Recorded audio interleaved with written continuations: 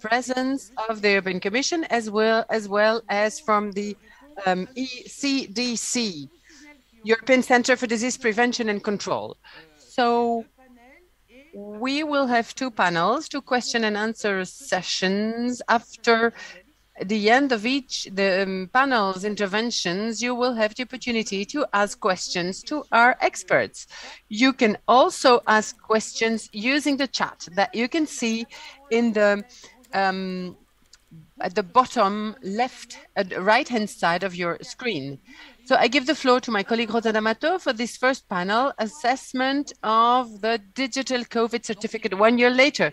Rosa D'Amato is a European MP, and she belongs to the group of the Green. Up to you, Rosa. Grazie, Michèle. I will speak in Italian. I hope everything is okay. Grazie e benvenuti a questo seminario anche da parte mia. Welcome to this seminar. Together with Michèle, we've been carrying out this debate, organizing this debate within our group and within the whole European Parliament. We want to understand how the European Digital COVID Certificate, called in Italy Green Pass, has been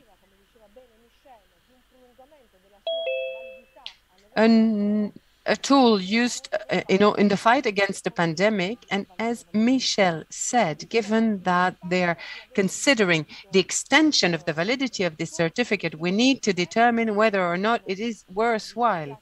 We need to have a rich debate, an interesting debate. We need the participation of experts. We have medical experts and lawyers with us, and we needed to have an open and transparent discussion about this management of the pandemic.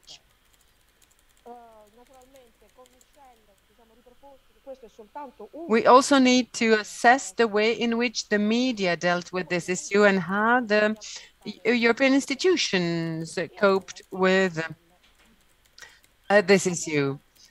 So this is the first of a long series of webinars that we intend to organize. So the first panel will gather different people, different contributions. I would like to welcome Mr. Martin Zizi, molecular biophysician, ex-manager of the Institute of Molecular Biology and president of the Ethics Committee. He's going to tell us about the assessment of the public health measures that were put in place for the management of the pandemic. He's going to share with us a scientific view, and he's going to tell us about the results and the consequences that these European and national measures have entailed.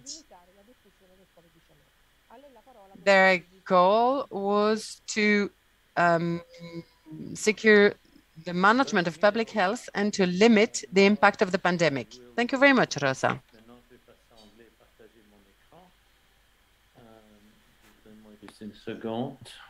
I'm going to share my screen now. Just give me a second.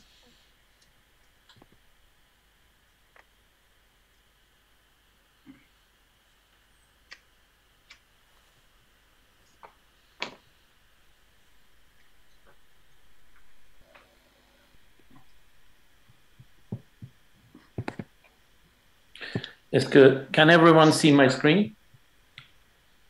Okay, perfect. So essentially, I thank Michèle Rivasi, I thank Rosa and all the attendees and the people who try to organize this. And I have 12 slides, and it will take 10, 15 minutes to go through them. So I don't care about me, you know me, you read me here or there. What will I tell you in the next 15 minutes is the following.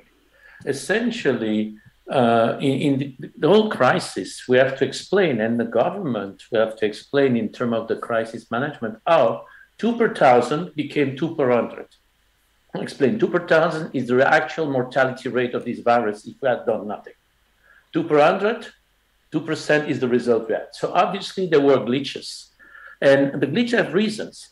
You have the bad statistics to start with, a crisis management done with incomplete metrics. We will come back to that. A near stop of the first medical line of care.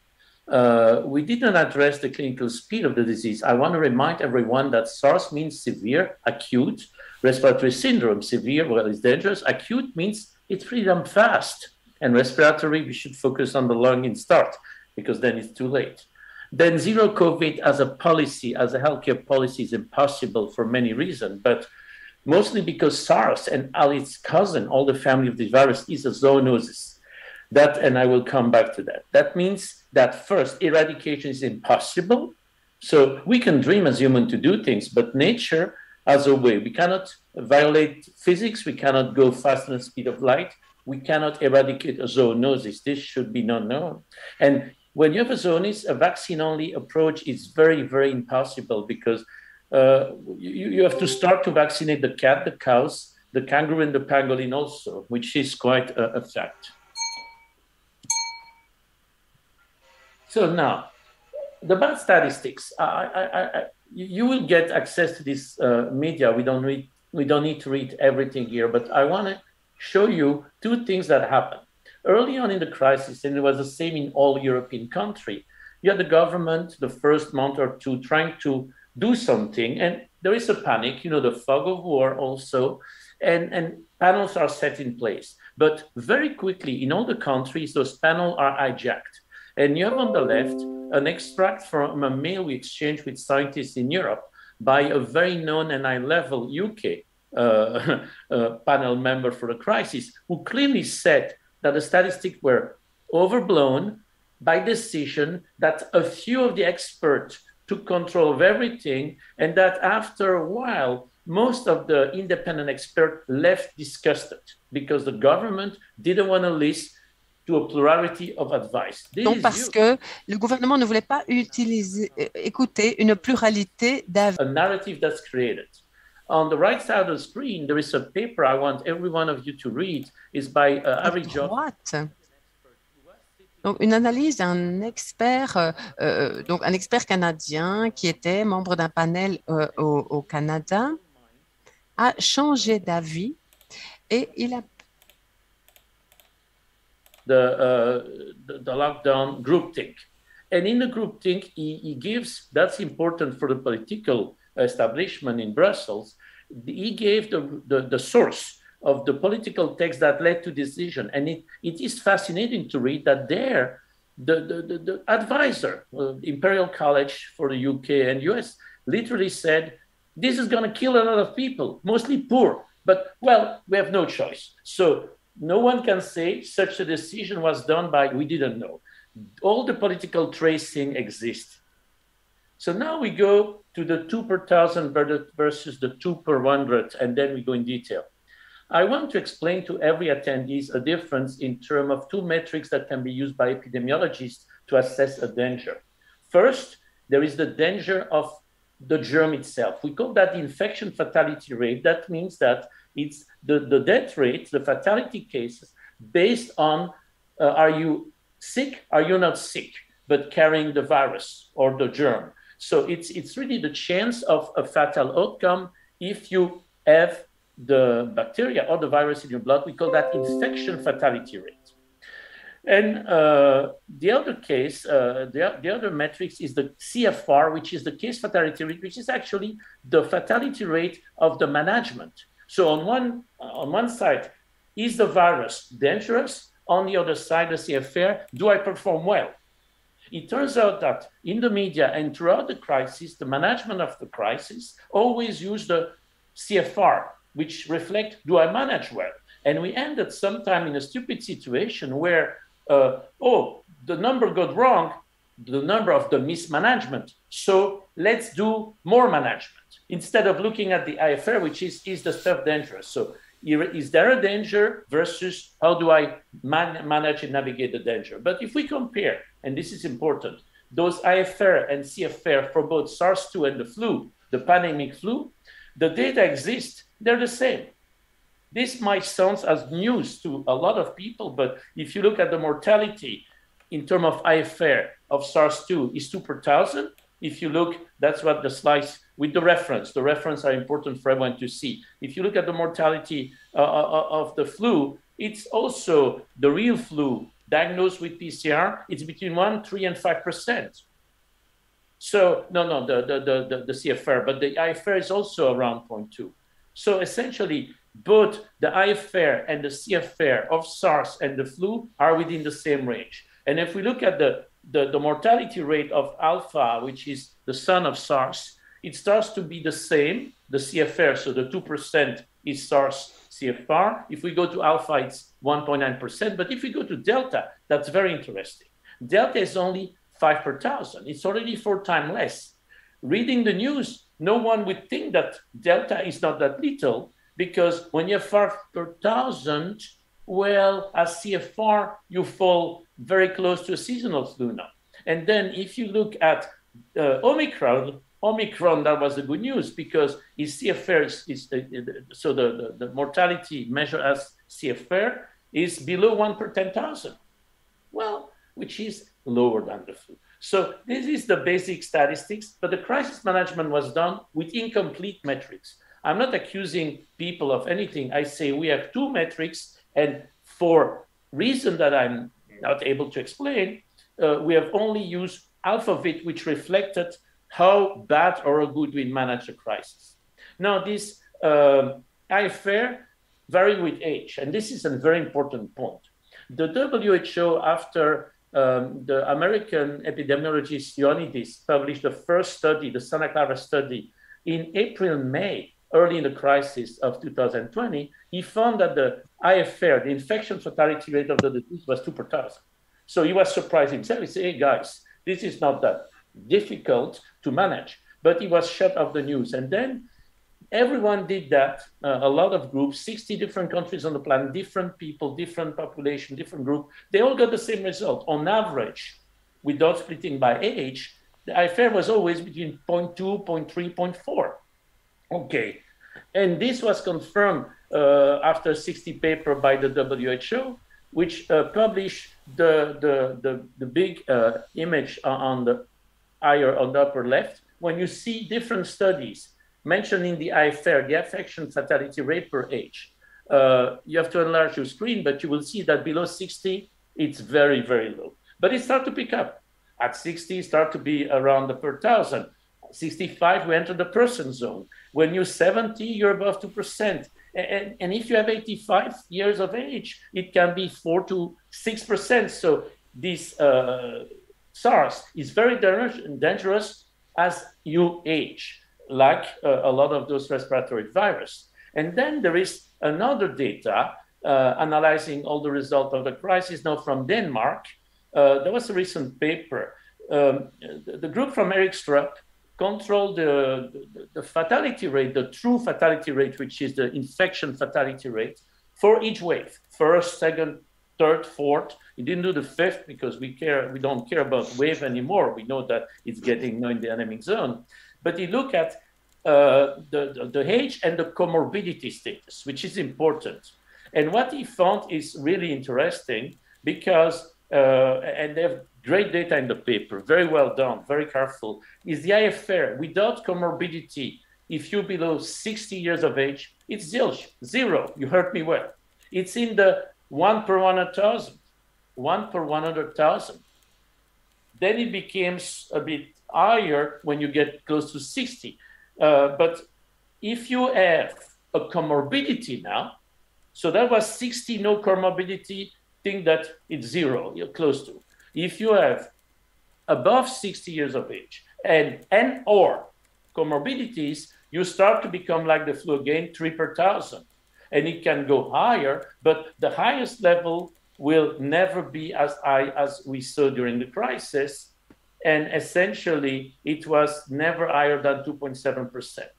So these are different statistics that those we have been hearing during the year. And these are large-scale studies. The study of Denmark is done on an impressive amount of people. What if you look now with a more granulation? I said that we didn't use the right metrics. Now we have the right metrics. we seem to see that age is a very critical factor, because above 60, there is a turning point in terms of your personal risk. And then what about the morbidity? We know that without comorbidity, it's pretty easy to survive or not to be even aggressed by the virus. And there is a data point that I want to add to the group, is a teaching comparison between Cameroon and USA. Cameroon is, and a lot of African countries are like that. They have no death.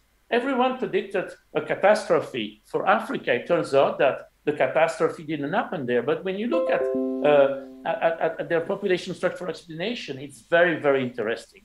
I take Cameroon, but you can do the same with other countries that have no mass vaccination program, because the one who mass vaccinate, like Europe, end up on the same spectrum as the European countries. They have a population of 27 million inhabitants in Cameroon, and they have 97% of their population is below 60 years. It's incredible.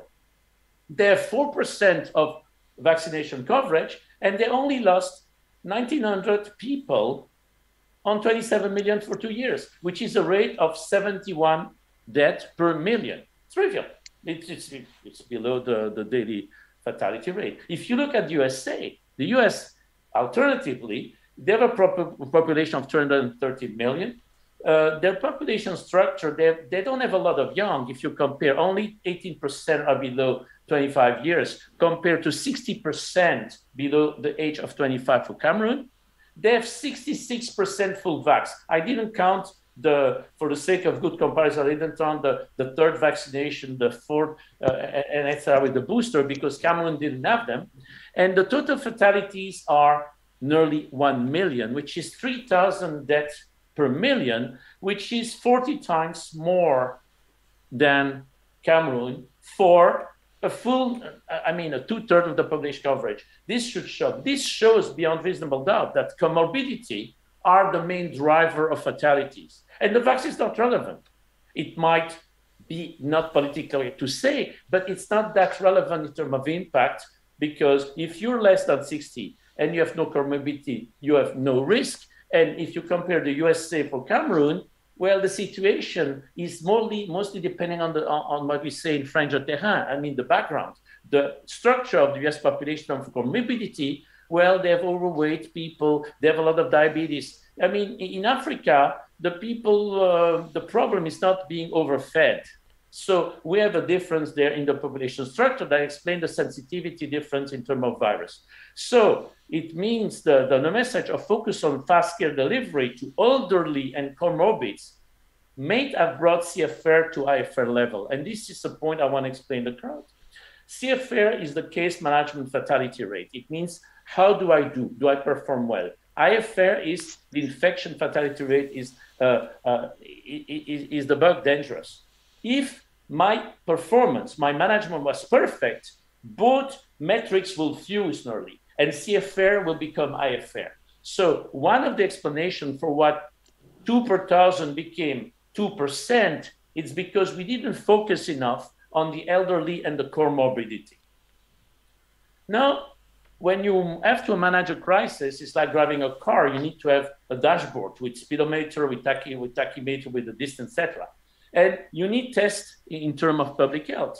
And sadly, one of the conclusions of 2 years is that the reliance of PCR test, which is highly sensitive, led the decision maker to a blind zone, because they made them do an informed decision. Why?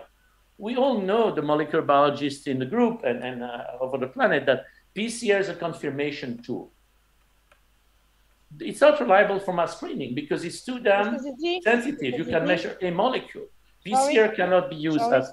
Yes? Sorry.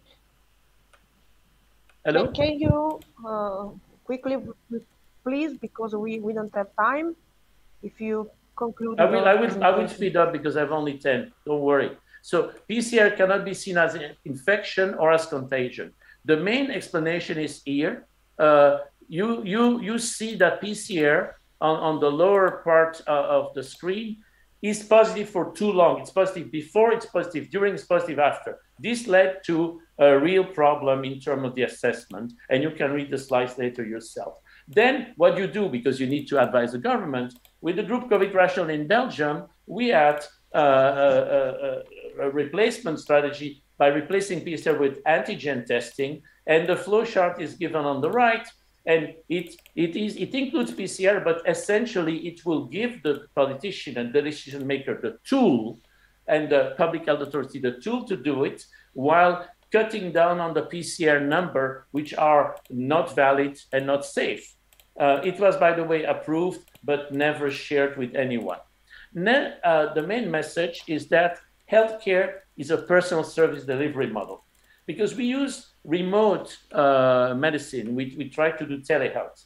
But the problem is that in telehealth, there is a lot that we cannot do. We have technical limitation. You cannot look in the ear. You cannot listen well to the lung of the patient. So all of those remote medicine cannot take care and deliver healthcare fast enough.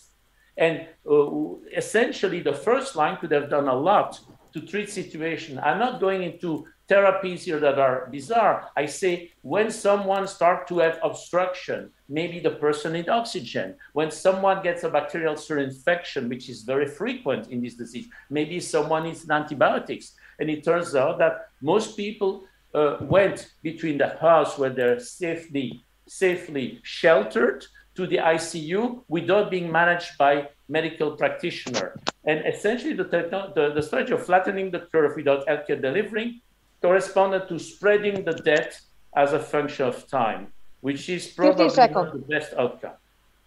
Then I want to do a quick message about Omicron, because Omicron is the endemic form of the virus, which is normal. It's a normal virus now. And people start to doubt that and say, well, it's dispersed so fast that it's so dangerous. No, the fast dispersion is an excellent good news, because a virus in respiratory virus has to choose either disperse or kill. And there is this image on the left, which is a cartoon. If a virus kills you in one day, well, the transmission chain stops with you, because you don't breathe out viral particle anymore. You know, corpses do not cough, so it stops there. Whereas if the virus gives you 5, 10, 20 days, well, then you can have a wider transmission network and in the end propagate faster. And the fact that the virus, like SARS Omicron version, took over the planet in a few weeks, the planet, means that it's very... Martin, sorry, Mr. Okay, then I can skip the slide. Zizi, sorry. I want to say that the focus... I have a last slide here. You can continue your explanation, answer to the question if you want. Please, conclude. I just have one last slide here. That the focus of zero COVID, I said, is a public health impossibility, because the SARS family is known as a zoonosis. But zoonosis is not meaning that the virus has animal reservoir. It means also that the virus has also other species it might use as host. And in the end, you have a molecular viral ping-pong game between human, the cat, the dog, the deer, the minks, even the hippopotamus, which make then eradication and vaccine only difficult. And it is the lower right panel in my slide. It's public knowledge. How to successfully eradicate a virus? Well, you need to have a very strong vaccine, no intermediate no infection, which in each case was not the case for us. So, and then I must keep this if we don't have the time, because I think now that the crisis for the virus is over, we start to see more and more problem with the vaccine. And it's too long to explain, but essentially a vaccine has a posology and a biodistribution. When a normal vaccine is injected, when you use mRNA, well, you don't control the quantity produced, which can lead to many different level effects. And you cannot control technically the location of the produced protein that has to go from the muscle cell to the blood. And the one that stays behind in the muscle might trigger the immune system in what we call, in its own concept, modified self, which means that the immune system might attack spike, not for spike, but also for the muscle cell. Think about myocarditis. Uterus is a muscle. Around the blood vessel, we have muscle. So you start to see why some of the autoimmune side effects are possible. And so I think if we look also deeper in the vaccine data these days, and this is something that starts to become apparent. Post-injection, you start to see in some patients, not most, but in some patients, 2 to 3%, an immunosuppression that's linked to innate immunity, which is not the immune reaction against a specific germ or not. It's just like the tuning of the system. And then you can get, because the system is tuned down, opportunistic infection like in HIV patients from past, and it's on the slide.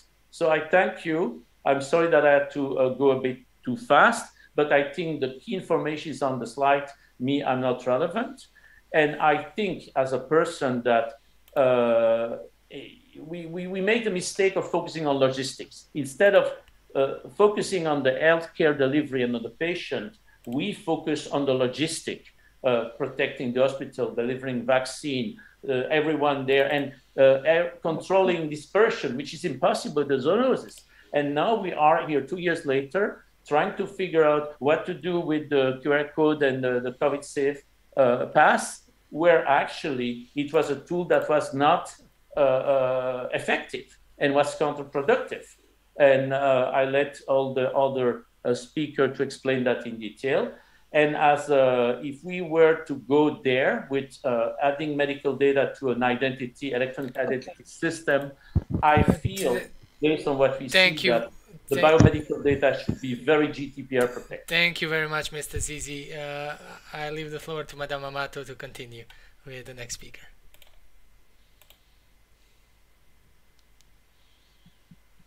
Sì, grazie dottor Zizi. Io vi faccio un appello a tutti gli oratori, so che è un'occasione ghiotta per esprimere. Thank you very much, Dr. Zizi. Now I would like to ask all speakers to stick to the time. You have to 10 minutes, please. Now, I would like to hand over to Mr. Biondi, Tenured Research Fellow within CNRS, France. He's going to tell us about pandemic management. You have the floor. Sharing my slides. We share my screen. Just a minute. So, okay, I'll try to be brief. I wish, first of all, thank you, Madame D'Amato and Madame Rivasi for your kind invitation and this occasion to share my research on this matter. I will go directly straight to the point. We are here to discuss this extension of the EU digital COVID certificate, which is worth to remember that has been used as an instrument to enforce discriminatory measure against the unvaccinated in many cases in many member states. So it was intended by the EU to facilitate and assure the movement, cross movement in Europe, cross-border movements, but has ended up to be used in a very different way. And the policy, which is recommended by the Council recommendation, is very clear. So the member state, to get the green light on the EU traffic light map, required to have a low number of cases, and that number of cases weighted by the vaccination uptake, which is supposed to reduce transmission by 1/2. And so the EU pandemic management is very clear, and is based on case counting, mass testing, and vaccination uptake. So the first issue is that the threshold which are fixed by the European Commission in this proposal is very low. The number of cases over 2 weeks are to be less than 0.08% of the population. In the case of full vaccination, even lower when the vaccination uptake low down. This threshold has never been reached since the beginning of the pandemic, mid-2002, virtually never, you can see in this slide. And even since the introduction of the green light, only Mayotte has been green occasionally. So essentially, we are talking about a zero COVID strategy, like China and a few other countries are trying to enforce. But the problem I will try to address here, complement what Professor Zizi has done. So he addressed the problem with numbers from a clinical and epidemiological viewpoint. I will stick with the managerial problem. We are trying to manage the pandemic by numbers, and pandemic management by numbers can be very misleading. The numbers, of course, carry an aura of objectivity of being scientific, and we have been counting infections, so cases, hospitalization, and death as a fact, as if we pretend to control the pandemic diffusion in real time. This may be reassuring for us, but it's actually not the case. The problem with the reported number we have been using and discussing is that they don't picture the real evolution in a trustworthy manner. So essentially, we have numbers which has a blurred connection with the underlying phenomenon. So this wish to control the pandemic diffusion in real time and even to forecast its behavior is misleading. The first problem, which has already been addressed by Martin, is that no such a thing as a case exists. So essentially, the case depends on the testing. And even if you test every day the whole population, the problem will not be solved. So when someone tests positive, he can be just a false positive, so the test went wrong, or it can be a test which doesn't match, which lively presence of the virus in its host, or it can be an healthy carrier, so someone which is carrying the virus but is healthy, or it can be someone who will never develop a serious illness by carrying the virus.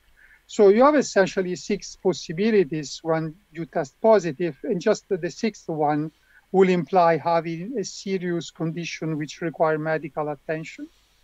And the same problem with the death toll. So we have the problem with the testing, which is the basic indicator for measuring the death by the pandemics. And you add the problem with causation. So you can die with the COVID or just due to the COVID. So in the first case, for instance, if I take an extreme example, you have a car accident and having tested positive by the COVID, and you'll be counted in some circumstances as died with COVID. And this is very different from dying by the COVID, of course. Similar problem with saturation of hospital, which has scarcely occurred actually in any member states. But the problem is that you can test positive in hospital, in nosocomial infection, or you can just be tested before admission and be admitted in hospital for other reasons. And of course, we don't control the full process through hospitalization, which would be required to properly counting this hospitalization and hospital admission.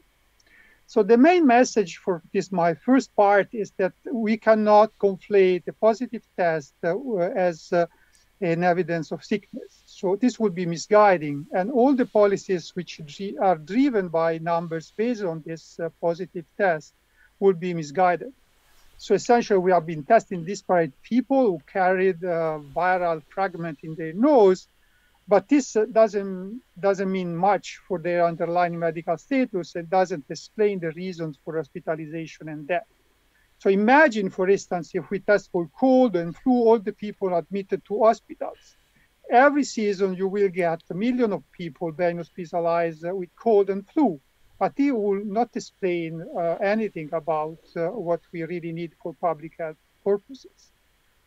So this paved the way to a quite methodological or managerial critique of the pandemic management. So driven by this naive belief that we can picture the whole phenomenon, the whole pandemic diffusion, and even forecast its behavior, we have been advocating very extreme measures, and we are also advocating for mass testing and mass vaccination. Essentially, a different approach exists. So we can rely on techniques which existed before the recent technology, which has enabled this kind of mass tracking, and we can sample the population. So if we use the statistical techniques, we can have a representative sample of the population, and we can discriminate between vulnerable and non-vulnerable people. It was the same point Professor Zizi was just mentioning before. And by discriminating vulnerable people, we can have a more targeted approach, which doesn't require this mass approach. So on the one hand, you will have an approach which has been the received approach and dominant approach until today, where you require mass testing and mass vaccination, and you end up having quite an authoritarian approach to public health, involving discriminatory policy in many cases, or you can have more focused protection approach which target vulnerable people and can be respectful on informed consent and fundamental rights.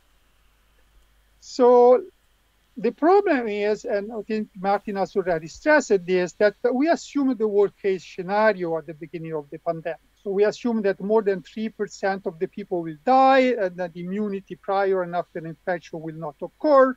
And virtually all the population were at zero risk of hospitalization and death. But this has never been the case. Since late springtime, 2020, we know by proper statistical information and medical information that the vast majority of cases were non-existent, mild, or asymptomatic. And positive testing has always been disconnected from actual medical condition, and is even increasingly so with the Delta and the Omicron variants. If you look at mortality, sound mortality studies, you can see that excess mortalities were quite modest and concentrated on the old and fragile people in the society. And most of the death come from people which are already beyond median and mean age at the time of death and were affected by comorbidities and were living in a large part in healthcare facilities with very spare contact with the community life and very limited life expectancy. So what are those implications? So what they have been doing is trying a very extreme new approach to pandemic management, and it was already tried with another pandemic 10 years ago, the so-called swine flu. And the Parliamentary Assembly of the Council of Europe was very, very critical of that approach at that time. And we should remember that election, which has been forgotten. And we go even further this time for a pandemic, which perhaps we know now for sure that it was not that threatening. So we can understand the panic at the very beginning, but after 2 years, we can do something different now. And I want to stress also that the way we have managed the pandemic has been extremely costly. Imagine mass testing. So, for instance, UK has been testing its population 5 times. And if you remember at the beginning, the European Commission asked the member state to ask at least 1/3 of the population every year to get the green light. Or now, if UK will have tested only hospital admission, so people which actually ask for medical attention due to the COVID, they will only test 6 million people through the entire pandemics by the end of 2021. For the vaccination doses, the same could be said, because the European Union has been trying to vaccinate everyone essentially. And if they have vaccinated only the older people in the population, they were done less than 100 million doses. So just a 2 key messages at the end, and I will conclude. So please remember the numbers are not fact. They depend on the way the numbers are gathered and the accounting systems behind them. So we cannot pretend by those numbers to master the phenomenon as they are. They are just statistical techniques that can help us understand the emerging pattern and implied risk. And by doing so, we can clearly identify vulnerable people. And we also know that vaccination don't prevent infection and transmission. So we can say safely that, that vaccination for all and mass testing is no longer required, and violation of fundamental rights are no longer justified by necessity and proportionality, which are the main criteria behind them from the legal viewpoint. Okay, so thank you very much for your attention. Grazie Mr. Biondi, grazie per essere stato nei tempi. Io passo direttamente la parola al prossimo Mr. speaker. Biondi. I would like to Mr. hand over immediately to Rohde-Stadler, direttore generale per giustizia e consumatori della Commissione europea. Mr. Jan Rohde-Stadler, Directorate-General for Justice and Consumers from the European Commission. You have the floor. Thank you, Ms. D'Amato. Good afternoon, everybody. I'll start by sharing my screen. Okay. I hope you can see my screen.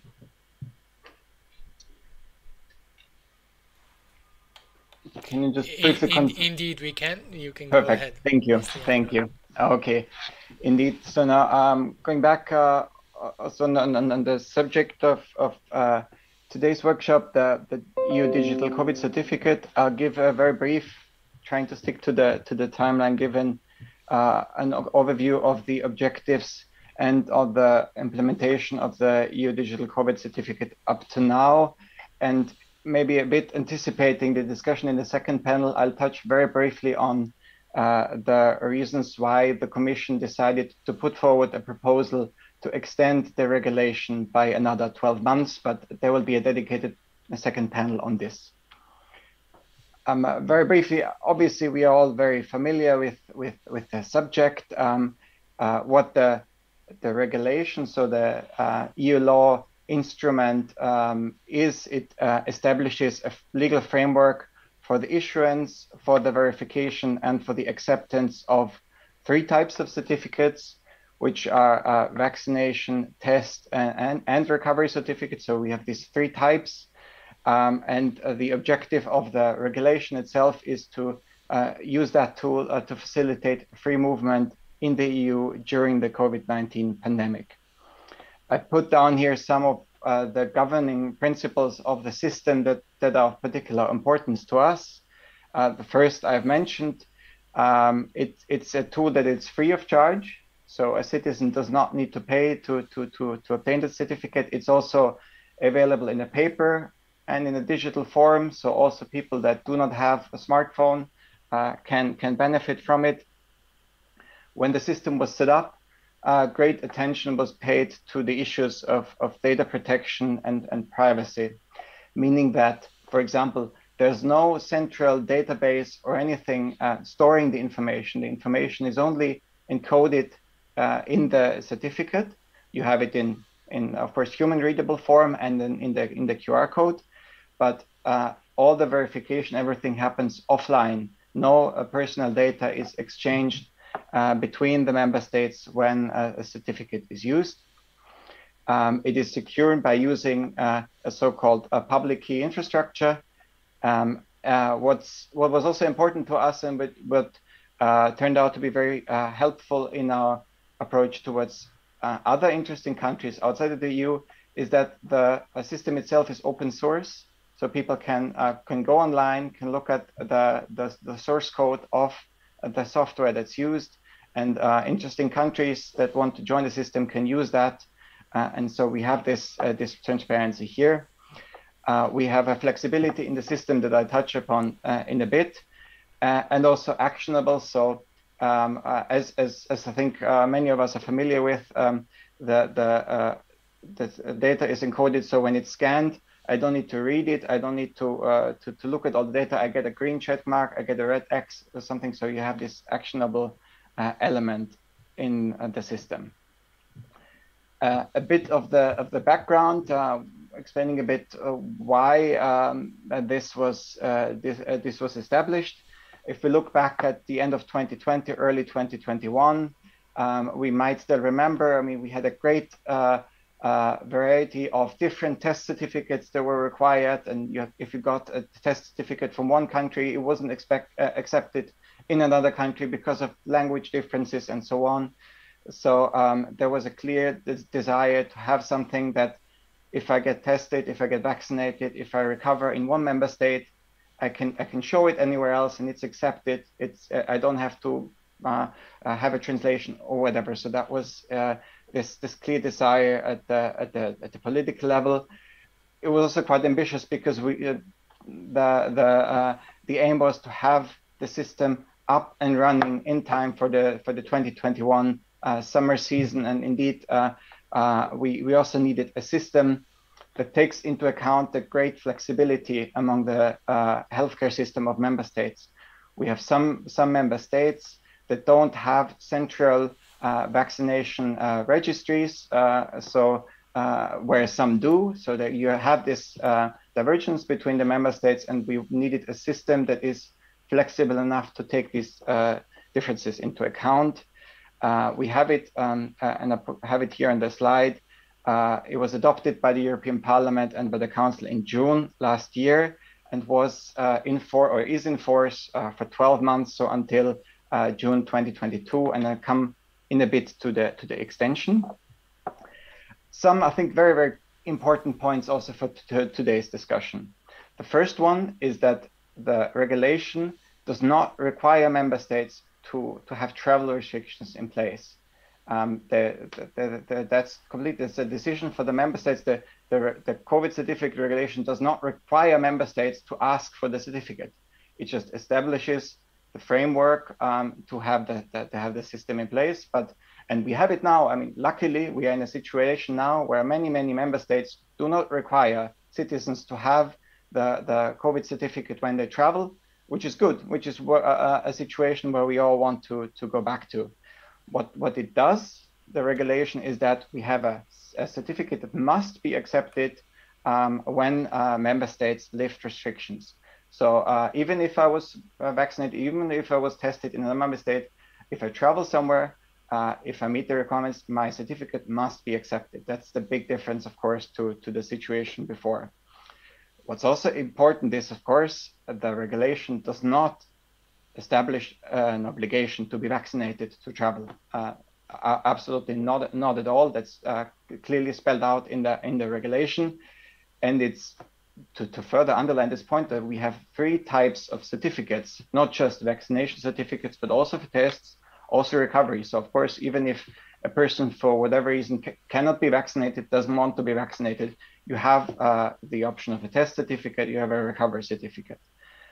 And then a last very important point is that the regulation and what we talk about at the EU level and what we talk about when it comes to the extension, it does not concern the domestic use of the certificate as we have it in some member states. The Green Pass, I think, was mentioned, is the Italian domestic use of the certificate.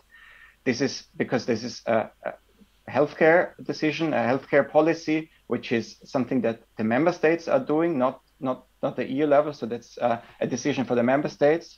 It's their decision, and they have to have the national legal basis to do that. Some member states decided not to go this way. Some did, and that's a national decision that's not required by the regulation. What we talk about when we look at the implementation, we have recently made a count. We have by now issued, so the member states have issued more than 1.7 billion certificates. Obviously, there are more than the inhabitants that we have in the EU, simply because some people got multiple doses of a certificate, some people made multiple tests. So we have a multitude of certificates. The system is also flexible to adapt to new developments.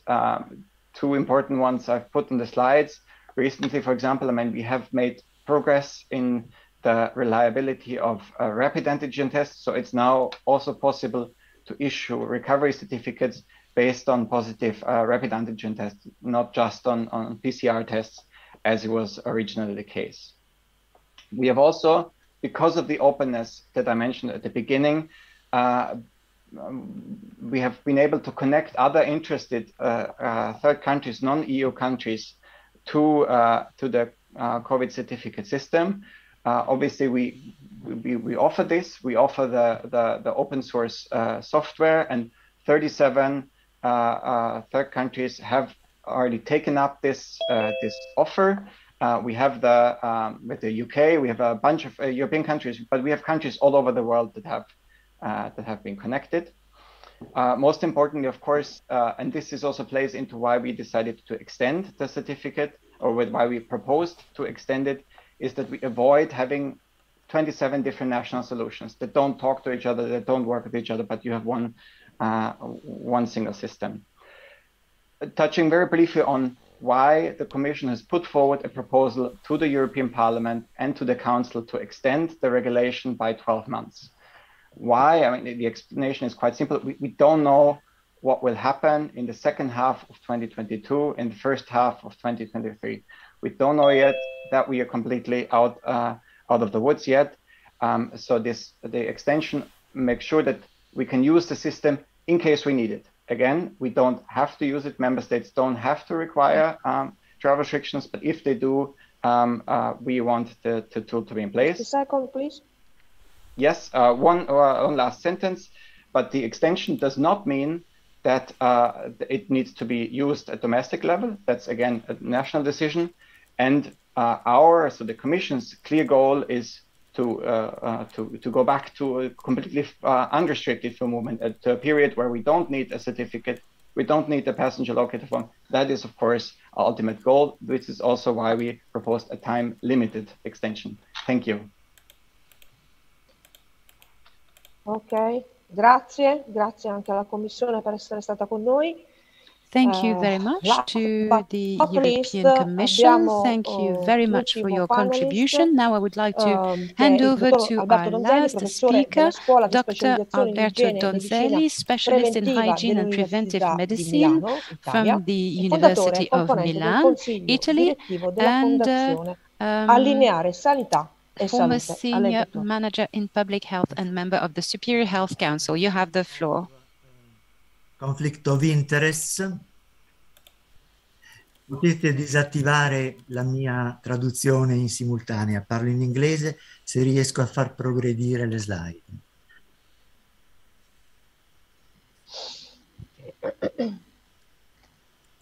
From February, there was a binding acceptance of 9 months for vaccination certificates for travel within the European Union. Are these rules able to prevent or drastically reduce a SARS-CoV-2 infection and transmission to others? The Italian law obliges healthcare and school workers, other professional categories, and over 15s to receive vaccines and boosters for the prevention of SARS-CoV-2 infection. Unfortunately, there is strong scientific evidence that this prevention is impossible with current vaccines. Indeed, in the medium term, such vaccinations not only lose any protective effect, but involve even greater infection risks. Time allows me only to focus on this problem, not on some useful alternatives. This is an important article in BMJ from the Institute, the Superior Institute of Health of Italy, and shows that with the follow-up ending in November of the past year with Delta variant, that the elderly had at 8-9 months a vaccine effectiveness less than the one of people not vaccinated. This is true also for middle-aged and for people more needing to be protected, people at high risk, immunocompromised, with comorbidities on residence in long-term facilities.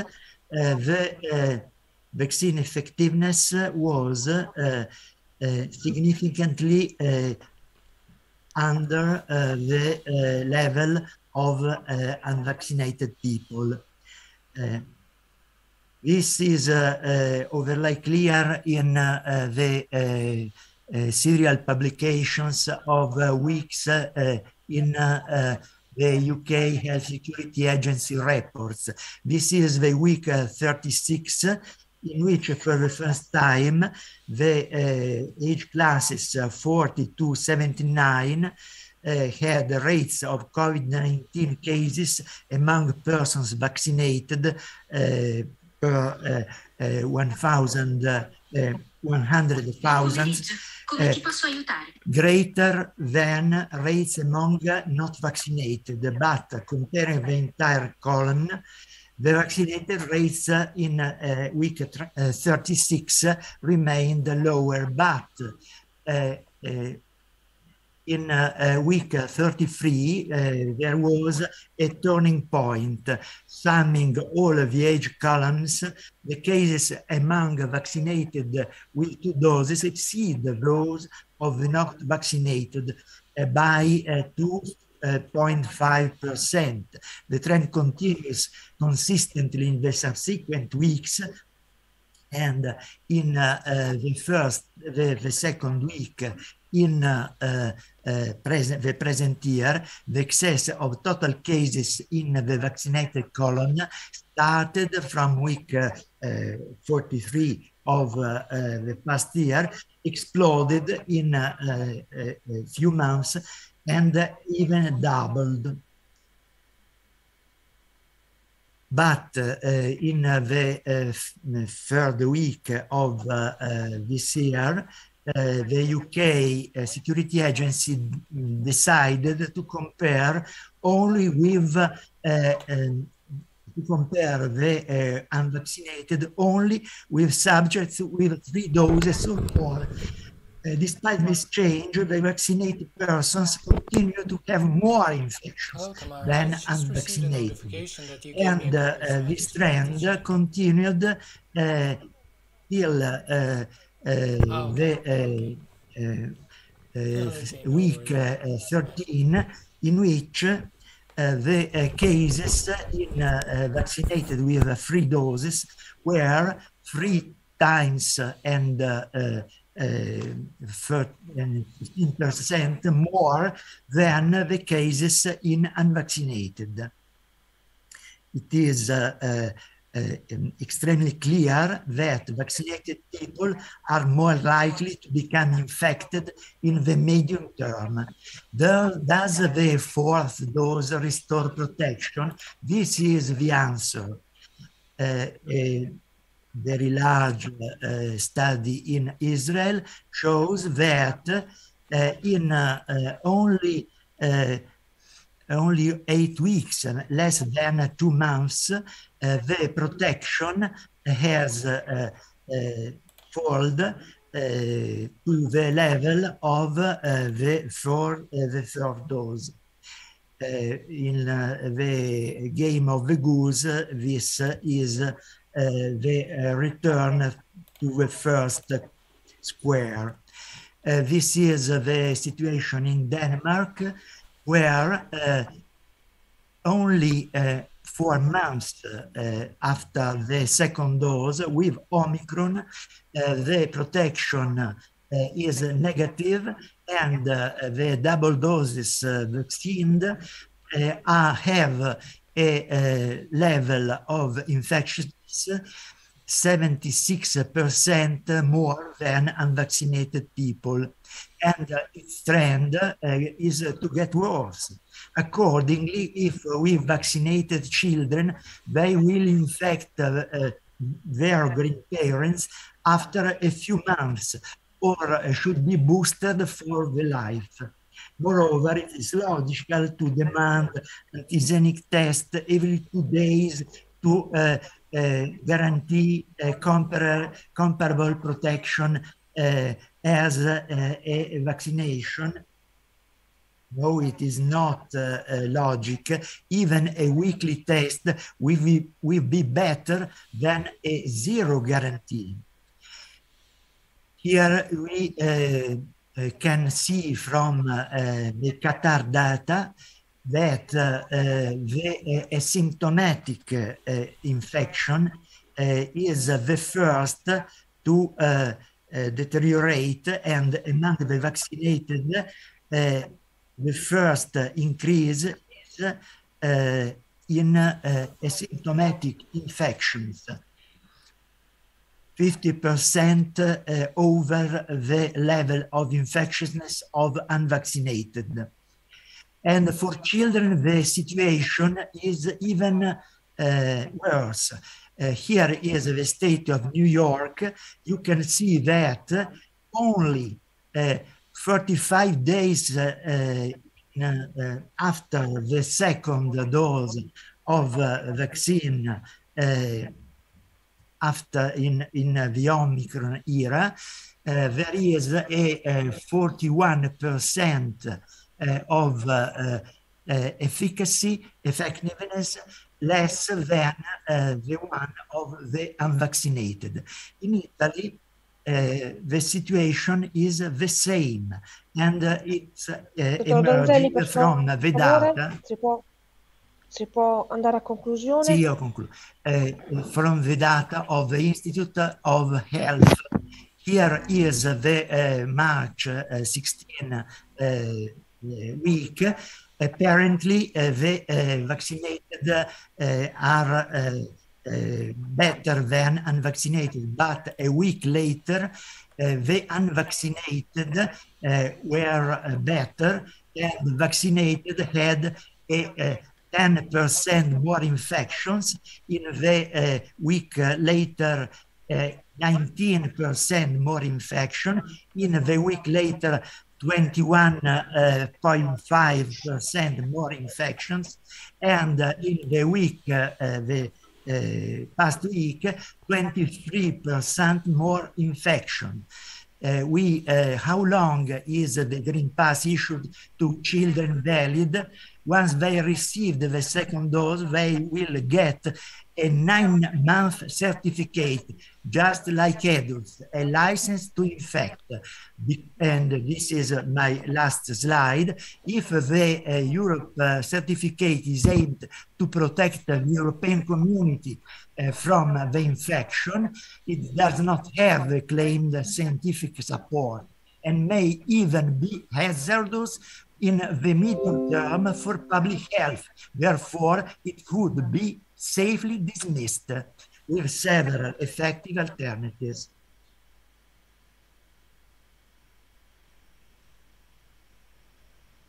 Grazie, dottor Donzelli. Allora, facciamo così, se ci sono domande soprattutto da giornalisti o da altri... If there are questions, well, I'm trying to synthesize the questions I read in the chat. I'll give the floor to Michèle and then to somebody else who'd like to ask a question, and then I will have a question. Michèle?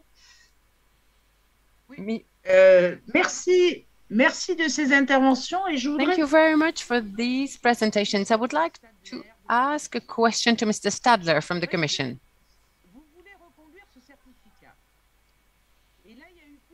You want to renew this COVID certificate, but several presentations have shown that once vaccinated, you spread the virus and you become more susceptible to infections. Why hasn't the Commission carried out any impact assessment? At the beginning, there was no time for that, but 2 years later, how come then that 2 years later, the Commission still hasn't made any impact assessment study and presented it? First question. The second question, you haven't explained why this European Digital COVID certificate has been set up. It's been put in place for public health reasons. It was thought that it was going to decrease the spread of the virus. All the studies that we've just heard about clearly show that it is not the case. So you are proceeding as if you wanted to favor vaccination by the member states. So you're deviating from your original objective, which was to secure health security.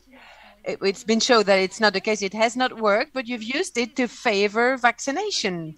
And you said it was wonderful. It was a wonderful tool encouraging citizens to get the vaccines or to get the boosters. So isn't there a contradiction when we, the MPs, voted in favor of this certificate? and the situation now. There is a gap between both, isn't there? So despite everything that has been said, why is this certificate being maintained? What's its use? I would just like to add something. I think I understand that for the European Commission, it is clear that today the COVID certificate does not prevent the spread of the disease, but helps planning its use, well, for the 27 member states. So we've heard, and the European Commission shows clearly that the value of this certificate is the planning, the methodology planning added value in the member states. It is not there to prevent the spread of the disease anymore. The vaccinated people have a feeling of security. They have the feeling they can move freely, they can circulate freely without risk of being infected, while it is clear now that vaccines do not prevent the spreading of the disease, and the certificate doesn't prevent it either. I would like to give the floor to Mr. Rohde-Stadler for him to answer to Michèle Rivasi's questions.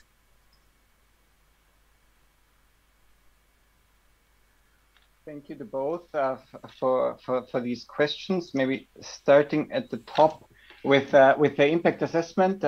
Indeed, when we prepared the original proposal in March 2021, and now with the extension, that there was simply, I mean, you know, the time it takes to prepare an impact assessment. I think by the time this would have completed, the pandemic would have been over. But we have produced two important evaluations. We have produced a report in October 2021, let's say an early term review, as was also a request from the European Parliament. So that was published in October. And then there's a more extensive now implementation report that was published in March 2022. Obviously, both documents are public, and for those that are interested, they can read them. So indeed, those reflections that are in the report fed into our thinking about that. And then on the subject, I mean, it's true. Obviously, the virus and the protection afforded by the different public health interventions we've had at our disposal, it develops, it changes. We have the emergence of new variants, so obviously that changes certain equations. Maybe to come back to the more fundamental point, the COVID certificate aims to support free movement by giving the citizens a tool that they can use if and when the member states put in place travel restrictions linked to public health. So it's not the Commission, it's not the European Parliament or the Council that make the decision. It's the member state that is responsible for public health policy that decides, I require now in times of a pandemic certain requirements, passenger locator forms, a test certificate, alternatively possibly a vaccination certificate. And with the EU Digital COVID certificate, as a citizen, I have the right to receive, and I have the possibility to make use of that when traveling. That's all. And this is also why we proposed to extend it now, not because we want member states to continue these restrictions. In fact, no, we have urged now at several occasions, and we have commended those member states that have by now lifted the travel restrictions. I think we have 14 or 15 that don't require the certificates anymore at this stage, which we welcome. But we don't know what will happen if we were to end the framework now. It would no longer be available as a possible tool in case we need it. Hopefully, I think we all agree, we don't need it. That would be the ideal scenario. But we have it, we keep it in our pocket, this tool, in case member states reimpose these requirements, and but we keep it only for a time limited period. I stop here because I think there are maybe other questions that we should tackle as well. Un'ultima domanda, se è possibile, che viene dalle chat. Cosa ne è delle consultazioni online? How about the online consultations?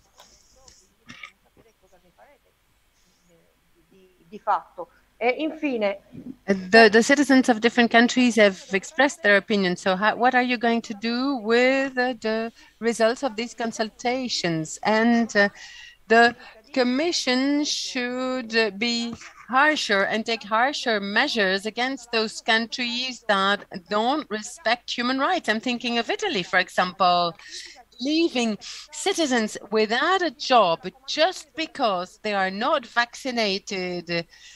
These countries should be issued a warning. They just trample human rights. What do you think of those countries like Italy that don't respect human rights? Thank you. Yes, thanks for coming back to that, because I think we had a couple of questions in the chat about the feedback. So every legislative proposal adopted by the Commission is published online for a feedback period of, I think, 8 weeks. So this was done with this proposal as we do with normally with all other proposals as well. We have received, it's true, quite a lot of feedback. And now what happens is that the Commission will inform the Parliament, specifically the chair of the responsible committee in the Parliament, of the results, and will inform the Council presidency, so the two bodies that are now negotiating the Commission's proposal, so that they can, when deliberating on the proposal, take this feedback into account. So this is how this procedure is handled, because now, of course, the proposal is not with us, not with the Commission, but with the Parliament and with the Council to decide what they want to do with it. And on coming back on Italy, I think here this is indeed a very important point. Public health policy, of course, that's for the member states to decide. Member states have taken different approaches to how to deal with the pandemic. But this is outside of the scope, for example, of the COVID certificate regulation, as I explained before, which is for legal reasons limited to free movement.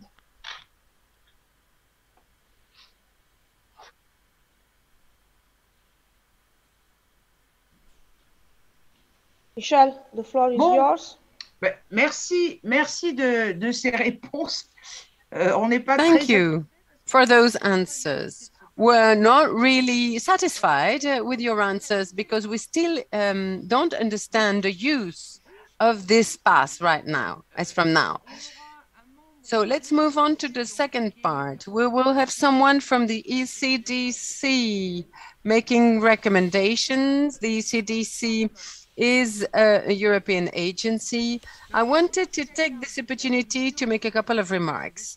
So I thank you for being here with us on behalf of the Commission, and I thank the representative of ECDC for being with us. But you will understand why people don't understand. Well, of course, the pass was adopted to harmonize the situation between the 27 member states. It was free of charge, it encouraged free movement of people, and so on. Now we have 5 member states, well, several member states, Denmark, Ireland, Slovenia, among others, who don't ask the European certificate. In Belgium, it's not required on the Belgian territory. Mr. Donzelli, Mr. Biondi, Mr. Zizi told you clearly that it is useless. Why do you keep it? You're keeping it because you're saying, well, if tomorrow we have new variants, if tomorrow there is an increase in the infection rate, we will need it. La réalité à l'heure actuelle, c'est que... But the current reality is that nobody sees any use in it. So these are my remarks according to what I heard. So in this second panel, there'll be two people, Thomas Hoffmann and Emmanuel Robosin, who represent the ECDC and who will tell you about forecasts concerning the current epidemiological situation. I'm now going to give the floor to the main expert, Mr. Emmanuel Robosin, responsible for preparedness to emergency situations, emergency preparedness and response. Mr. Robosin, you have the floor.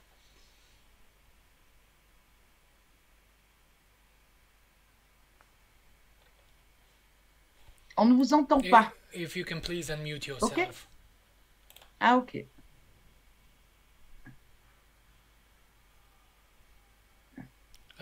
At the moment, the CDC account is still muted. If you can unmute yourself, we sent you a request. Okay. This should be better. Can you hear me, please? We can hear you now perfectly. Yes, thank you so much. And can you see the slides? Indeed, we can. Thank you very much for the invitation. I will present together with Thomas Hoffmann some slides on the current situation and also a look forward as far as that is possible in a difficult, let's say, predictable situation. So here, first of all, a recap of the current situation. This is from our last report. ECDC has been creating weekly reports on the situation, both globally and with a focus on the EU, EEA countries. So globally, we see that there is still widespread transmission. This is still a pandemic situation with high transmission in the EU, but also some other parts of the world have still high transmission, and we should never lose out of sight the global picture when we talk about the situation, because it fluctuates. At one point it is high in a country, and a month later it is low, and it changes constantly. When we look at the situation in the EU, EEA, we see a patchy situation with no clear north-south or east-west trend. So I think in general, there are differences between countries. There are also differences within countries, but in general, high transmission. So the left upper graph shows the case notifications. These are the cases notified by the EU countries to ECDC. We see that there was in the beginning of the year a very high peak coinciding with the emergence of the Omicron variant, was more transmissible, and then a large decrease, and now it's a little bit more stable, going up and down. We will see how it will be in the next weeks.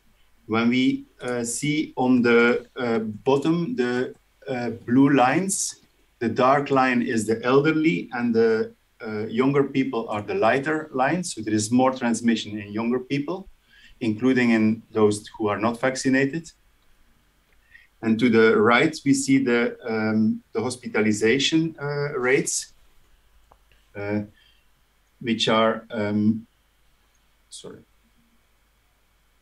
also going down compared with the beginning of the year. As was already mentioned before, counting all the cases is a difficult attempt to get a full picture, and that's heavily influenced by the strategy. So, and we know that now with the high transmission, the strategies of testing have been changing. We see a change in the number of people tested in the EU on the top. But we also know that the type of people that are tested are different. So, of course, if the testing strategy changes, the interpretation of these case curves become more and more difficult. However, in general, these case counts have been useful to monitor the situation in general. Many people, well, a large proportion of the people in the EU, EEA are vaccinated. we see that severe disease and mortality has been decreased by that, as the vaccines are extremely effective against severe disease and death. We have in the EU now, in the total population, 72% people that have a complete first primary course, so 2 doses for most of the vaccines. And about half of the population has a booster. That's in the total population. We do see that between the countries, there are still large differences, with countries that have over 80% vaccinated, but other countries still with below 50%. So that's an important thing. And this, of course, in the global picture, this inequality is even larger and allows the virus to continue to transmit and also to change. The general picture, this general vaccination coverage hides more variation between the different age groups. So the lowest curves here are the youngest people with no or very few vaccination, and then in the people over 60, more than 91% vaccinated.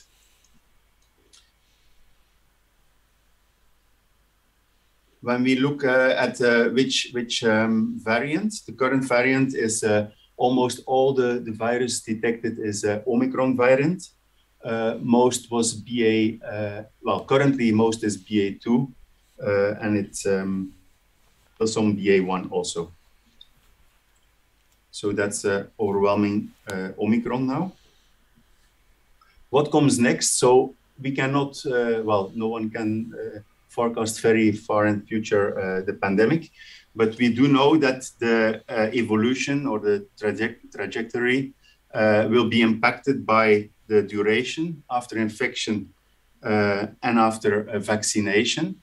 Of course, after one vaccine or 2 vaccines or 3 vaccines or 4 vaccines, it's different, the duration. So it's not like effective or not effective. It's more or less effective. So most vaccines like boosters are effective against infection, but not 100%. So it is, it's for sure not a panacea against infection, but it has, and it remains still very effective against severe disease. The global vaccination coverage remains important, therefore, and also as long as the virus circulates, emergence of new variants is possible, and we should expect that the situation will continue to fluctuate, as this is, pandemic situation. The variants that will emerge can have a variety of transmissibility, immune escape, or severity, and we do not know how these will look. And so therefore, although we are not sure, we can expect that there will be times where public health institutes and health systems may be under strain. That's also with a normal flu possible. So in this situation, in the pandemic, that's for sure to be expected that there can be times where the systems become again under strain. As we cannot make specific predictions, I think we work with different scenarios, and at different times there could be one or another scenario more dominant. So these scenarios can go from a very manageable diminished threat to emergence of a new pandemic or really unmanageable winter. So we do not know, and all scenarios are possible. And therefore, the countries, the public health institutes and the ministries of health should make, prepare for a high to tackle outbreaks or emergence of new variants. It's important to continue the monitoring of the situation and the virus characteristics.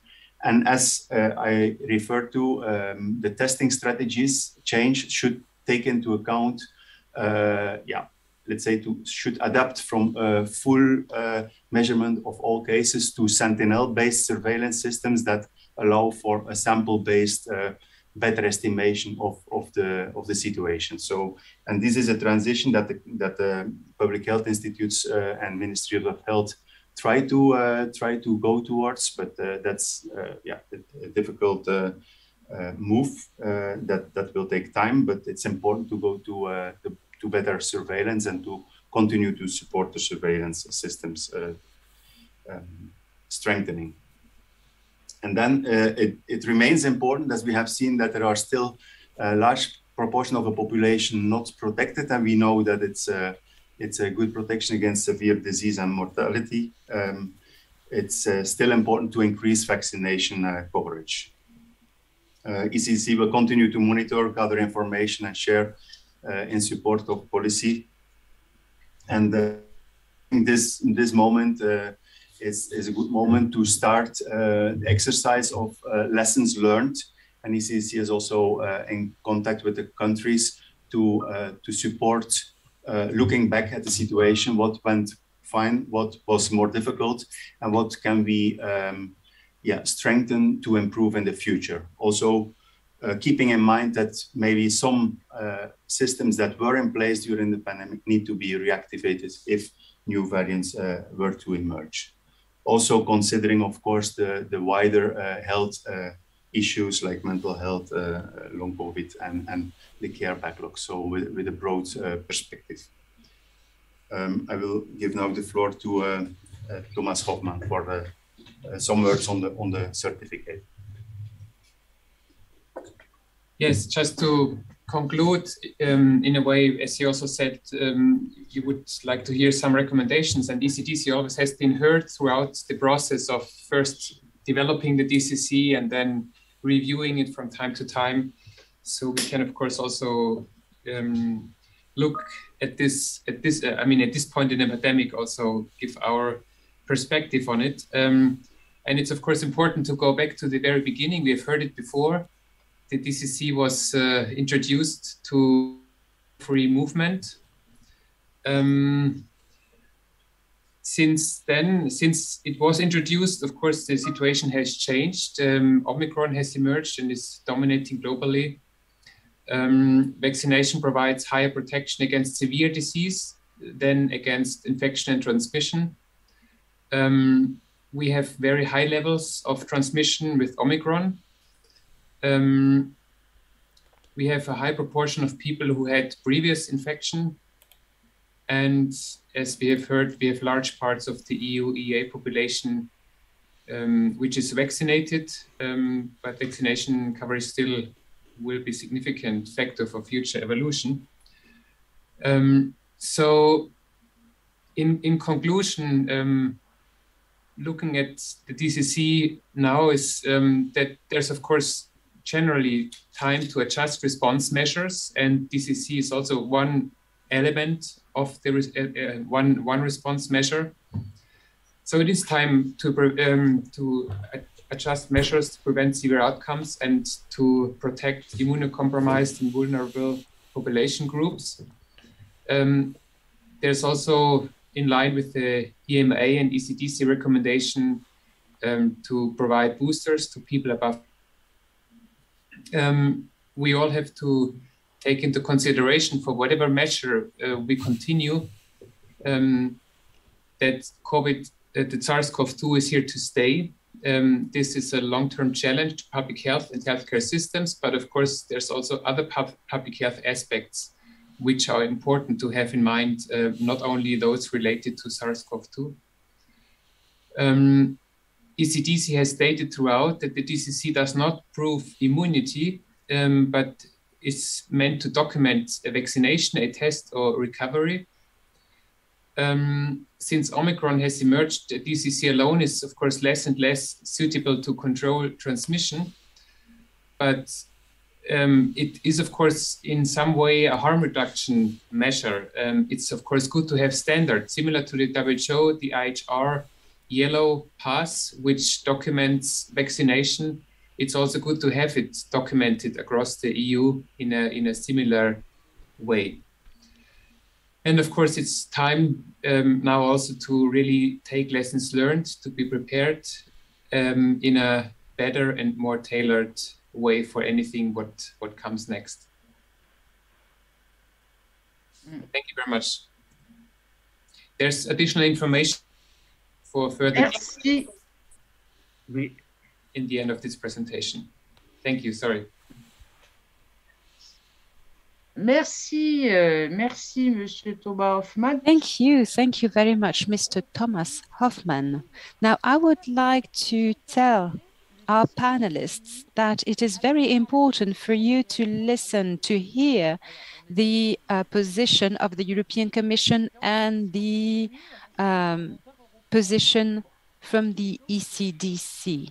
Now, you may not agree with that message, but I think it is quite important to listen to their positions. And then I would like to ask our panelists from ECDC and from the Commission to listen to previous interventions, because you'll have to answer the critical comments made by health representatives and health institutions and contributions saying that the situation is not that clean and that the vaccinated people can still be infected and ill, and that vaccines are actually letting Omicron go through. Now, we've listened to the positions of the Commission, of the European Centre for Disease Prevention and Control. Now we're going to look into legal matters.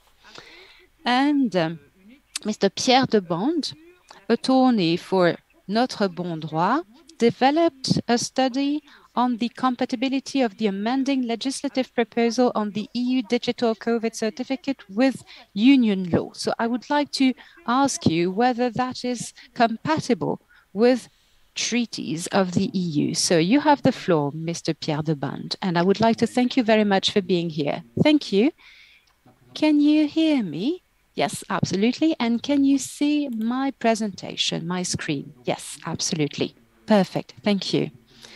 So following the request of the association Notre Droit, we developed a comprehensive legal study of the implementation of this regulation.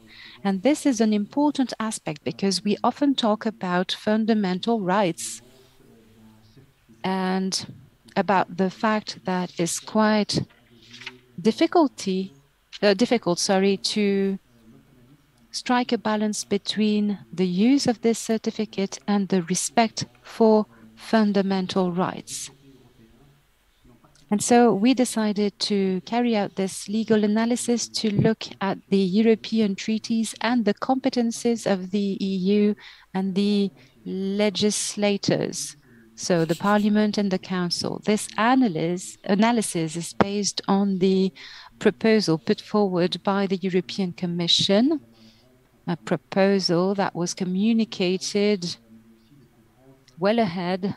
So we had enough time to look into this proposal, and we have also noted that there was an important change in this proposal compared to the initial regulation. So I'd like to move on now to the second slide and highlight that this presentation is only a summary of our study. I'll try to be straight to the point and to react to the previous interventions, but I would like to highlight the fact that this will be a short summary of our analysis.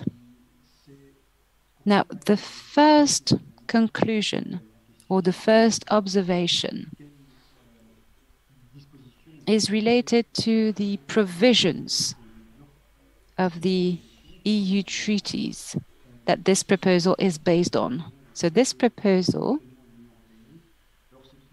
is based on Article 21 of the Treaty on the Functioning of the EU. This is a very important provision that defines the powers of the European institutions that can adopt provisions to facilitate the free movement of people. Now, I'm not going to come back to what previous speakers have said and what you have said, Mrs. Rivasi, but nowadays I believe we can wonder whether the European Parliament and the European Council can still adopt this proposal, because it is not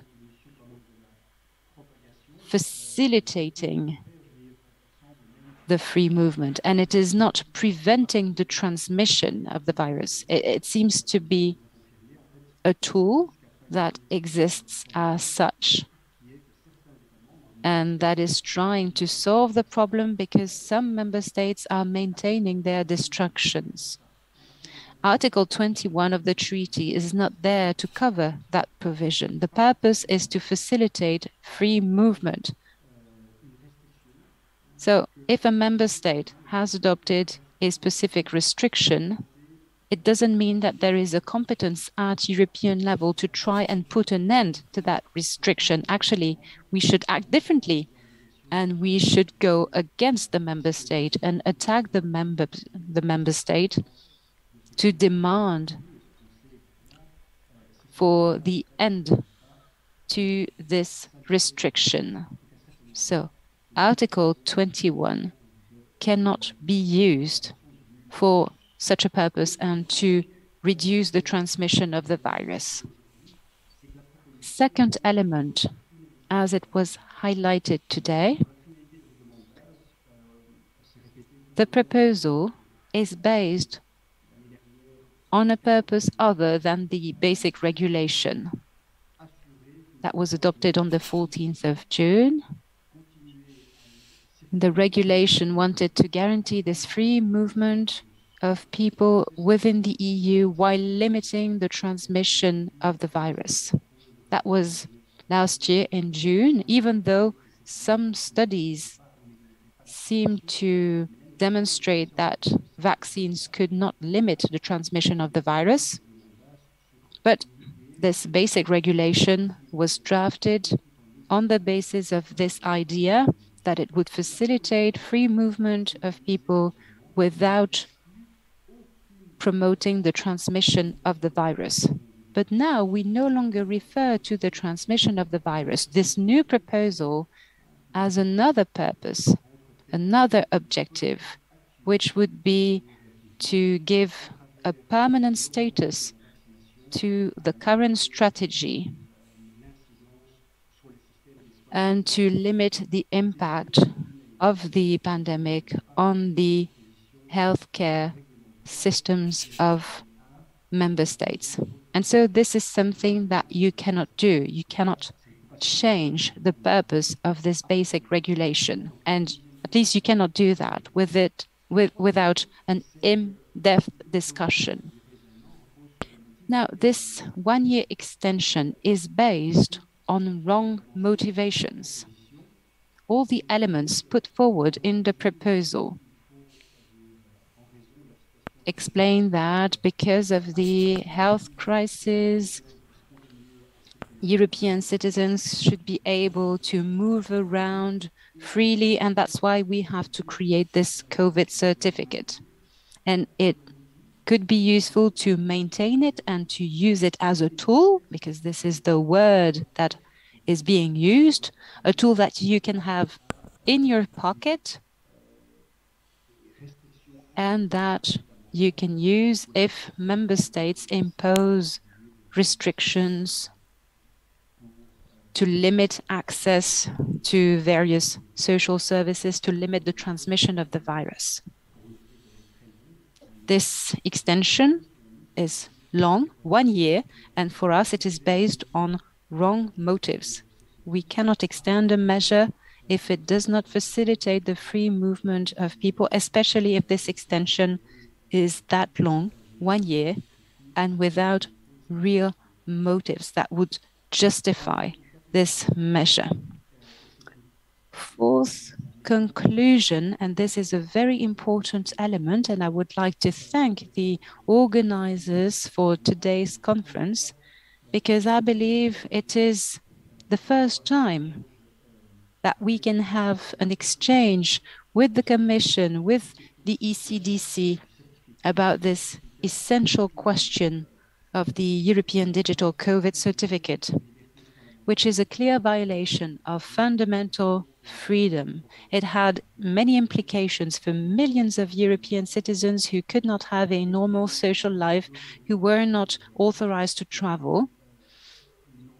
And is it normal today to refer to this emergency to avoid an in-depth democratic debate. Now, I fully understand that the European Commission did not have time to carry out an impact assessment last year, but this impact assessment is fundamental if we want to use this tool that has an impact on free movement and other rights of the citizens, rights that are being threatened by this proposal.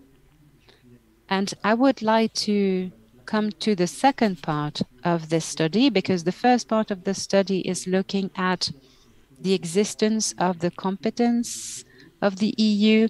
We look at the justification vis-à-vis the treaties, but the second part is wondering whether the EU can use the existence of restrictions in member states to introduce the European Digital COVID Certificate. Now, for all the elements that I mentioned, this is not the right tool. And I believe the European Commission agrees with that. If I fully understood the point of view of the Commission believes that this tool is not necessary and it is not proportionate. But it's up to the European Commission to turn to the member states so that they put an end to the restrictions. Or maybe they should demonstrate at least that these restrictions are significant. And it's true that we had never seen such restrictions in the past with such an intensity. Thank you very much. Well, thank you very much, Mr. de Band. Yes, I believe that we should have had more time because we have many questions to put to you and to put to the European Commission. Now, I would like to hand over to the last speaker, Mr. Bernard Rentier, biologist and virologist, former rector of the University of Liège from Belgium. He's going to tell us about the evolution of variants and immunity and implications on the EU digital COVID certificate. And that's important because we're being told that tomorrow we could have new variants. This is what the ECDC told us. So what is the situation? You have the floor, Mr. Bernard Rentier. Well, thank you very much. And thank you very much for inviting me. Now, I believe that I'm not in the same position as my scientific colleagues, but I would like to start by saying that I fully agree with what Professor Zizi and Biondi said. No problem. I fully share their views. I fully agree with Mr. Donzelli too. And the conclusion is clear. The Green Pass or the European COVID certificates have no meaning, they are useless, and this is something that cannot be defended from a scientific point of view. Now, you can talk about other reasons, you can try to say that you want to push people towards vaccination, but you cannot use scientific elements to demonstrate the usefulness of this pass, of this certificate, to prevent the transmission of the virus. This is something that was clearly said. Now, as any other virus, this SARS-CoV-2 has a very high mutation frequency, and that's why we have new variants. Now, in virology, you know, I have worked in this field for the last 50 years, so I have some experience. And so in virology, by definition, a dominant variant is more transmissible than its predecessors. That's clear, and that's why it's dominant. And it is also generally less pathogenic, so it does not lead to serious forms of the disease. This is what we said. Now, we were told that that was a mistake, but this is exactly what is happening. So we now have forms of the disease that are less serious. We're no longer facing COVID-19, we're facing COVID-22, and it's not the same. It's not the same virus. Well, of course, these viruses come from the same family. They are cousins, but it's not the same situation.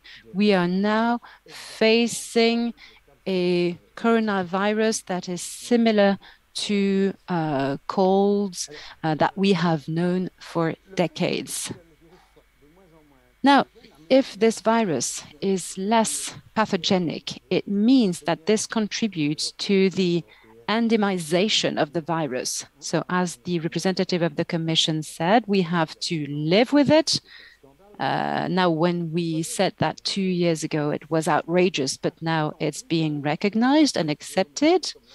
And this is all the more true that this virus is a zoonose, as this was explained by Dr. Zizi, meaning that it can be transmitted from animals to humans and vice versa, meaning that it can constitute a reservoir of viruses and potential variants. And the problem is that variants will escape immunity response.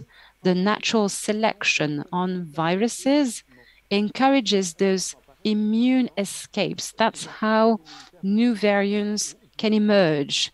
And these will no longer be recognized by the immune system. Now, of course, we can talk about the efficiency of vaccines. We have made calculations on the efficiency of vaccines with people who were volunteers, but I can tell you about Pfizer, for example. We had 43,000 people, 20,000 who were vaccinated, 20,000 who received the placebo.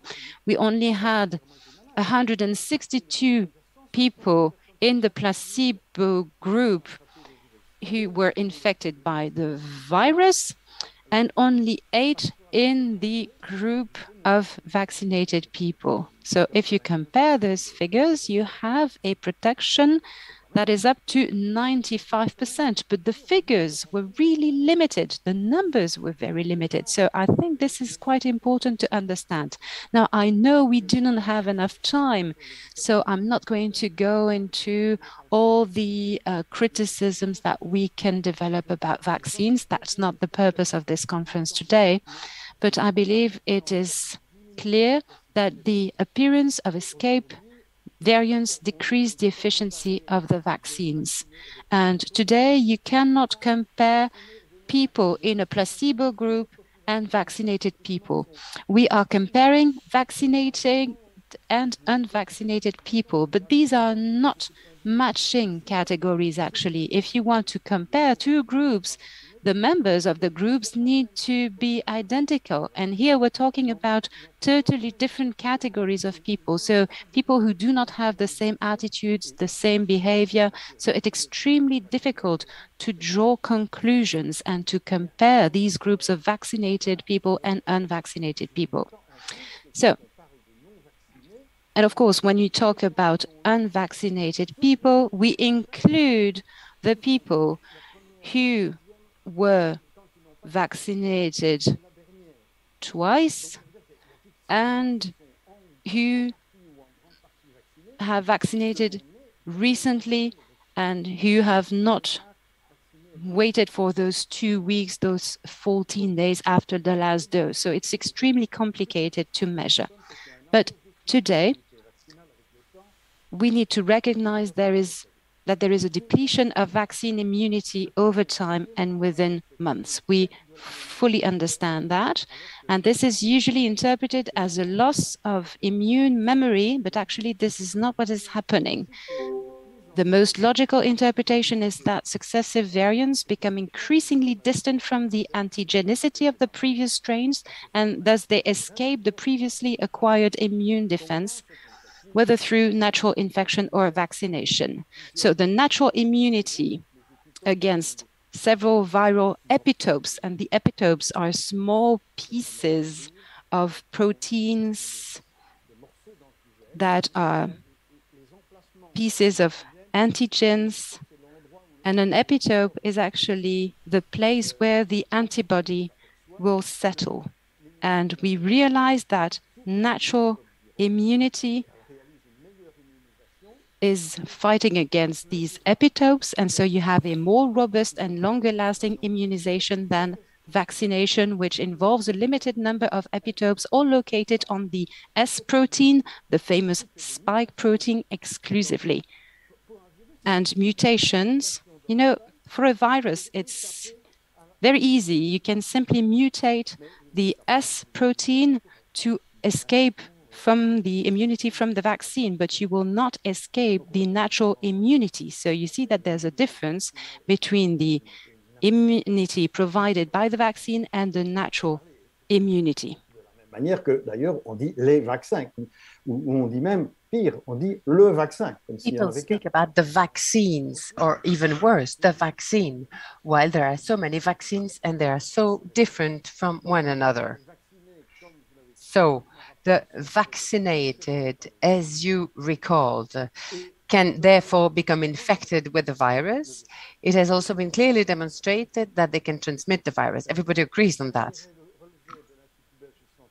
The last sampling of the Belgian Institute of Public Health shows a greater incidence of infections among vaccinated people than among non-vaccinated people. It's what Dr. Donzali has told us in great details. I'm not going to dwell on this, but it is an extremely important element. In these conditions, in terms of encouraging people to get vaccinated, well, it's the only goal that can remain to vindicate such a vaccination certificate. Well, it's the only goal it can have is to encourage people to get vaccinated. If vaccinated people infect other people, and if they get infected, the COVID certificate loses any interest unless it is granted to people who have been tested very recently. And even worse, the COVID certificate misses its goal, misses the target, and can give way to very risky behaviors. So, if we consider that such a certificate has to be established and extended, and it's not my opinion at all, it should only be granted after a test, a regular test on whether vaccinated or not, and even if you have been infected, if people have been infected, so it should be a negative test certificate. That's what it should be. But you can be positive one day and a negative one day and positive on the next. So we're stuck in this hole. You will have to wind up. I'm sorry. Yes, I'll wind up. A vaccine certificate is not at all a guarantee that the bearer of the certificate is not contagious. So the goal is not reached. A COVID certificate does not guarantee anything. The only thing is a test, an antigenic, preferably an antigenic test, can give a very small security guarantee, but it's still not perfect. So there is no reliable formula of certificate that allows us to meet the declared goals of health security. When the dominant variant is no longer dangerous and even less dangerous than other normal and current viruses, we should really wonder about the need to maintain such an imperfect system.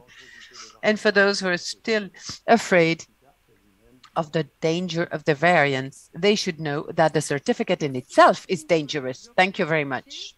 Thank you very much, Dr. Rentier. We don't have time for questions and answers. I hope that given the panel, well, this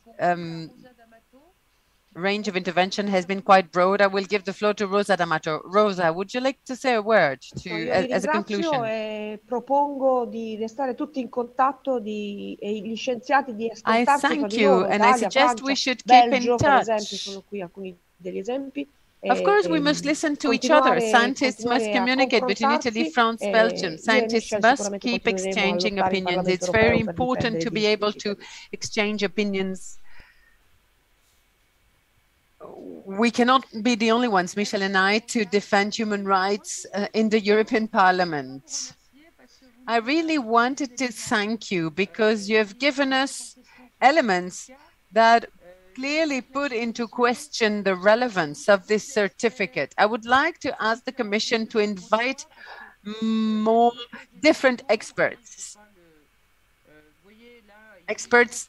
well, different from those they usually Par contre, la get together with.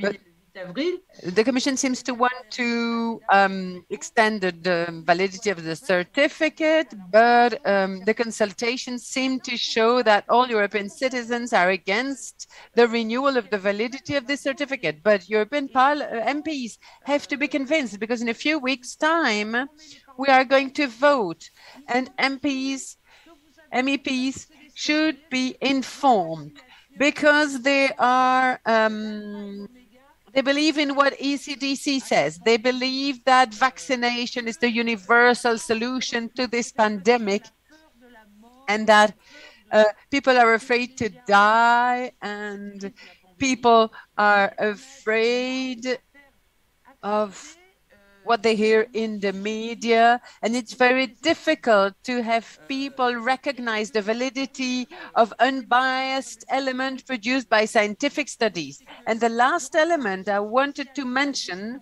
was that there will be a special committee about COVID management, the pandemic management, and we will ask you experts you will be asked to make speeches there, to make interventions there. Well, in the special committee, somebody said that side effects are not even mentioned. Well, this special committee is going to mention side effects. The different strategies will be spoken about, the strategies that were different, that varied very much from member state to member state.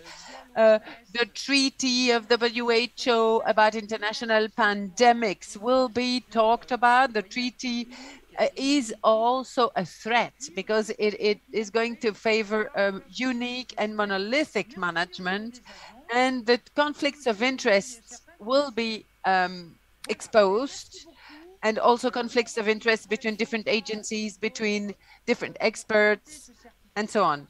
So Rosa and I and others will fight against the extension of the certificate. And I'm talking to the ECDC and to the Commission representative. You have not given us one single element allowing us to believe that it is necessary to extend this certificate. The only argument I heard is that it is a tool that is there, that exists, and you don't want to put an end to it because you look at the future and just in case there were variants. But we heard Mr. Rancière, who confirmed that it is a vague hypothesis. And if there are variants, if there is another pandemic, the tool can still be taken out of the drawers. But for the time being, it has no value.